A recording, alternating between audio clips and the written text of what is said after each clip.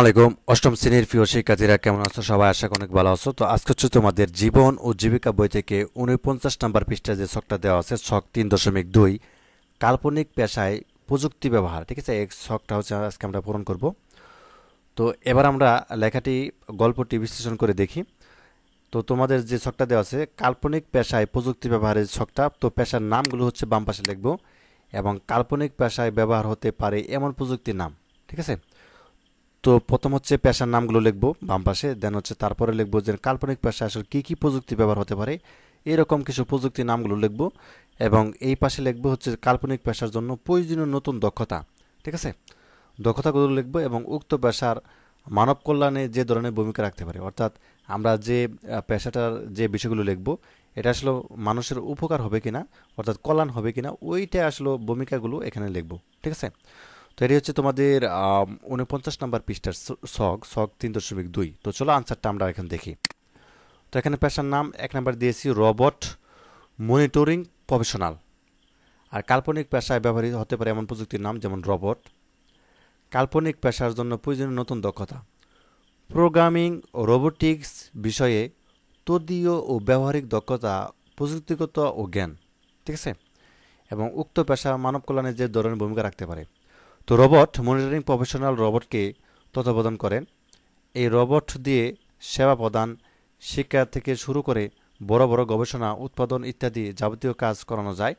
এমনকি মানুষের জন্য পৌঁছানো ঝুঁকি এমন স্থানীয় রোবটকে প্রেরণ করে কাজ করানো যায়। ঠিক আছে, তো এটা মূলত হচ্ছে ভূমিকা বা কল্যাণ। তো তারপরে আমরা দিতে পারি যে আইওটি ইঞ্জিনিয়ারিং। ঠিক আছে, অর্থাৎ কাল্পনিক পেশা ব্যবহার হতে পারে এমন প্রযুক্তির নাম হচ্ছে কি ইন্টারনেট অফ থিংস, অর্থাৎ আইওটি। আর কাল্পনিক পেশা এর প্রয়োজনীয়তা নতুন দক্ষতা কি আর্টিফিশিয়াল ইন্টেলিজেন্স, অর্থাৎ এআই। ঠিক আছে, তো তোমরা অনেকেই এআই এর নাম শুনেছো।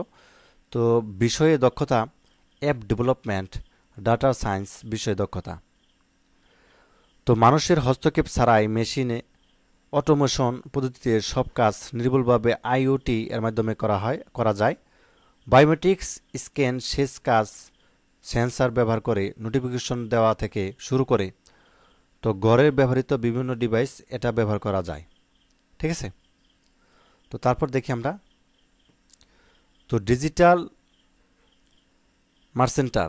ঠিক আছে, তো ডিজিটাল মার্চেন্টার আমরা দিতে পারি যে ই বিজনেস অনলাইন সেবায় প্রসার।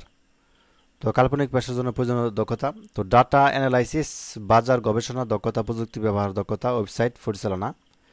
প্রয়োজনীয় সব দ্রব্য ও সেবা মানুষের হাতের নাগালে নিয়ে আসে এবং জীবনযাত্রার মান উন্নয়ন করে। তো চাহিদা মতো অর্গানিক পণ্য সরবরাহ করে এবং সঠিক তথ্য দিয়ে ভোক্তাদের সাহায্য করে এবং হোম ডেলিভারি ব্যাপক প্রচলন এর দৃষ্টান্ত। তারপর দিতে পারি কৃষিবিদ, বায়োটেকনোলজি, ডাটা সায়েন্স, স্মার্ট সেচ। তো কৃষি প্রযুক্তি বিষয়ে পর্যাপ্ত জ্ঞান, আর্থিক ব্যবস্থাপনা ও পরিকল্পনা দক্ষতা। তো অর্গানিক পরিকল্পিত উপায়ে ফসল উৎপাদন নিয়ে গবেষণা কৃষিতে নতুন উৎপাদনশীলতা বৃদ্ধি করছে। তো এই পর্যন্ত দিলেই হবে। তো তোমরা চাইলে আরও দু একটি বাড়ি দিতে পারো, এত দেওয়ার দরকার নেই, যেহেতু বইয়ের মধ্যে তোমরা হচ্ছে ছক পূরণ করো।